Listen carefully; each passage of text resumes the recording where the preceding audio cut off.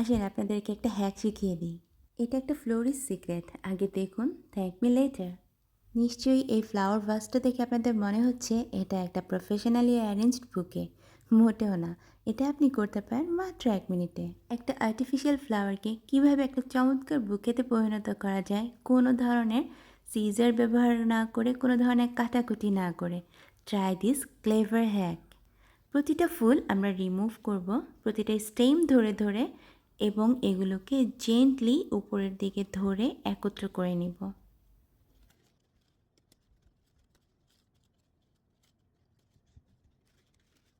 কি পার্থক্যটা বুঝতে পারলেন? কেমন একটা ফ্লাওয়ার স্টিক কিনে এনেছিলাম, সেটা থেকে এখন চমৎকার একটা বুকে পরিণত হয়ে গেল।